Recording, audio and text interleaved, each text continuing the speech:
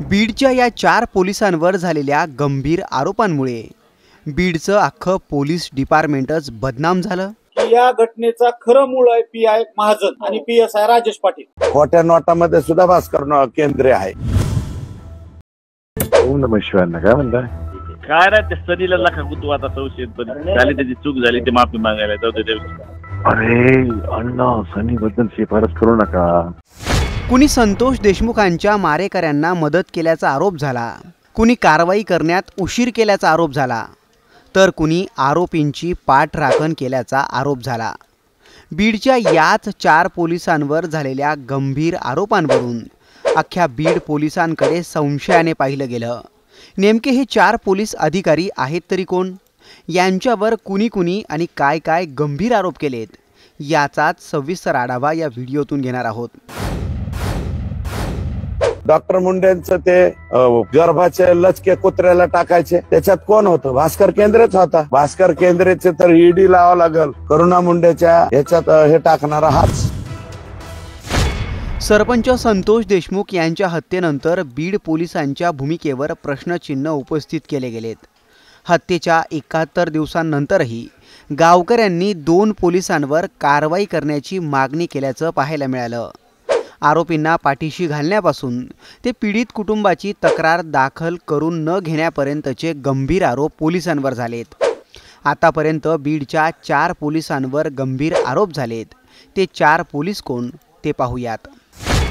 1. PI Prashant Mahajan. Santosh Deshmukh हत्या प्रकरणात सर्वात आधी पीआय प्रशांत महाजन यांच्यावर आरोप झाला। केज पोलीस ठाण्यात सेवा बजावणाऱ्या प्रशांत महाजन यांनी देशमुख कुटुंबियांची तक्रार दाखल करण्यात दिरंगाई केल्याचा आरोप आहे। यावरून केज पोलीस स्टेशनचे फौजदार राजेश पाटील यांच्यावर तत्काळ निलंबनाची कारवाई झाली आणि पोलीस निरीक्षक प्रशांत महाजन यांच्या निलंबनाचा प्रस्ताव वरिष्ठांना पाठवला गेला। पण तरीही ते संतोष देशमुख प्रकरणात काम करत असल्याचा गावकऱ्यांचा आरोप आहे। आता त्यांच्यावरही कारवाई करण्यात यावी अशी गावकऱ्यांची मागणी आहे। की या घटनेचा खरं मूळ आहे पीआय महाजन आणि पीएसआय राजेश पाटील। हे दोघं अजून बी यांना अटक नाही किंवा यांच्यावर कुठली ठोस कारवाई नाही किंवा यांना सह आरोपी केलेला नाही प्रशासनाने। नेमकं 2 दिवसापूर्वी मी पोलीस स्टेशनला गेलतो। मला तिथं पीआय महाजन आपल्याच प्रकरणासंदर्भात चर्चा करताना किंवा ड्राफ्टिंग करताना आढळले होते। मग ज्या माणसापासूनच म्हणजे खुनाची सुरुवात झाली तो जर माणूस अजून बी 2 दिवस म्हणजे कालचे 2 दिवस का? हा, तर तो माणूस त्या जर ह्यात इन्व्हॉल्व असेल तर आपला तपास कधीच पूर्ण होणार नाही। 2. पीएसआय राजेश पाटील। राजेश पाटील हे महाराष्ट्र पोलीस विभागात सहाय्यक पोलीस उपनिरीक्षक म्हणून कार्यरत होते। त्यांनी केज पोलीस ठाण्यात सेवा बजावली आहे। राजेश पाटील यांचे 8 डिसेंबर 2024 चे आरोपी सुदर्शन घुले यांच्याबरोबरचं एक CCTV व्हायरल झालं होतं। यात सरपंच संतोष देशमुख यांचे बंधू धनंजय देशमुखही होते। या व्यतिरिक्त 29 नोव्हेंबर 2024ला केजमधील विष्णू चाटेच्या ऑफिसमधील दुसऱ्या CCTV फुटेजमध्येही राजेश पाटील स्पॉट झाले होते। यावरून राजेश पाटील यांनी आरोपींना मदत केल्याचा, त्यांच्या संपर्कात राहण्याचा आरोप आहे। राजेश पाटलांवर झालेल्या याच गंभीर आरोपांमुळे पोलीस प्रशासनाने त्यांना निलंबित केलं। पण इतक्यावरच हे प्रकरण थांबत नाही, तर संतोष देशमुखांचं अपहरण कधी, कसं, कुठे झालं याची इत्थंभूत माहिती राजेश पाटलांना असल्याचा गंभीर आरोप मस्साजोगच्या गावकऱ्यांनी त्यांच्यावर केला आहे।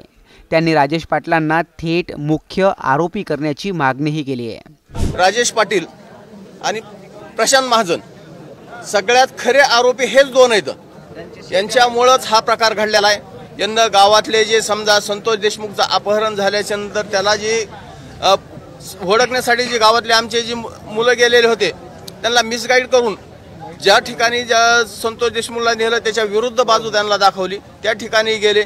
राजेश पाटील या सगळ्या आरोपीच्या संपर्कात होते। राजेश पाटीलला संतोष देशमुखला कुठं नेलंय, कुठं मारहाण करायला लागलेत, काय नाही, ह्या सगळ्या गोष्टी माहिती होत्या। परंतु जाणीवपूर्वक राजेश पाटील यांनी या गोष्टी सांगितलेल्या नाहीत। आमची पहिल्यापासूनची मागणी यांना बडतर्फ करून ह्यांना आरोपी करा, सह आरोपी नाही, ह्यांना मुख्य आरोपी करा, हा आमचा मागणी, पण अद्यापही ते झालेले नाही।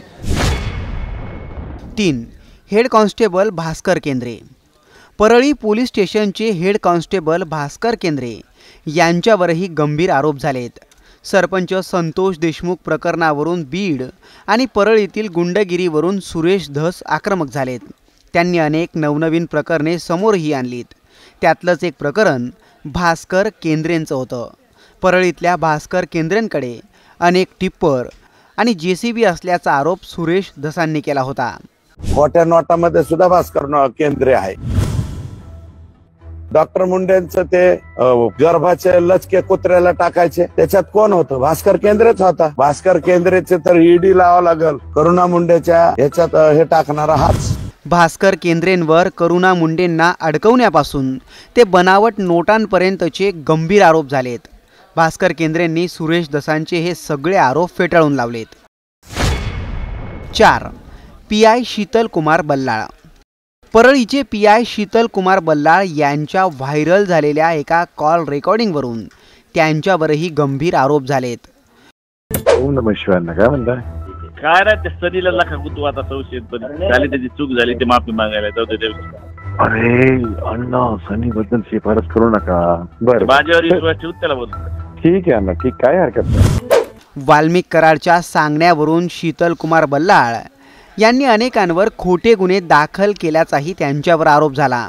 इतकंच काय तर वाल्मिक कराड वैद्यकीय तपासणीला जात असताना त्याच्या पोलीस व्हॅनमध्ये त्याच्या PAला शीतल कुमार बल्लाळ यांनी बसू दिल्याचा आरोप सुरेश धसांनी केला होता। शीतल कुमार बल्लाळ यांची कॉल रेकॉर्डिंग व्हायरल झाल्यानंतर त्यांनीही यावर स्पष्टीकरण देत आपल्यावरील आरोप फेटाळून लावले होते। पण याच 4 पोलीस कर्मचाऱ्यांवर झालेल्या आरोपांवरून बीड पोलिसांवर गंभीर प्रश्नचिन्ह उपस्थित केले गेले।